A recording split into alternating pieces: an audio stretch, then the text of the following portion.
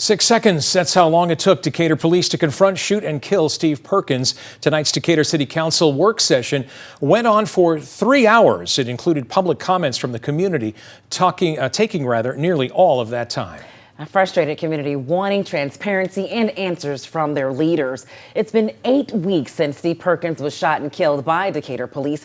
Wait 31's Maddie McCaffrey was there and joins us live now in Decatur with what happened tonight. Yeah, Nicole and Dan, tonight, Decatur residents made it known that they're tired of being patient.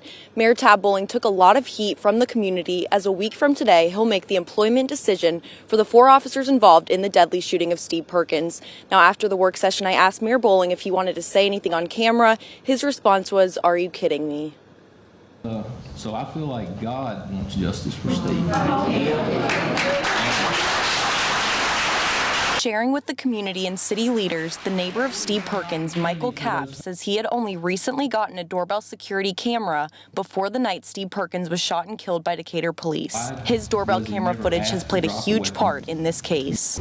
When we start with the encounter, we start with a wrongful repo. Whether Steve Perkins had a gun or not, if he objects to a repossession, and a repossession cannot happen. Decatur City Council work session was a full house with public comments lasting over 2 hours. Residents came to demand transparency from city leaders in the Steve Perkins case, all of them saying it's taking way too long as the officers involved are still on paid leave or assignment. It sounds so familiar that we have to wait. Wait for what? 2 people has lost their life in September.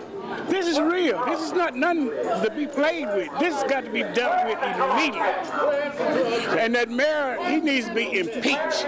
The grandfather of 16-year-old Jaden DeJarnett, who died crashing into a tree after being pursued by Decatur police, spoke out at the work session and showed city leaders the images of his grandson's wrecked car. Every resident who spoke during public comments echoed the same sentiment. They're tired of waiting for answers and action. Chief said that policy was not followed. Well, if policy is not followed, sign it off. You don't take no 3 or 4 weeks to say that it was wrong. We know they didn't follow procedures.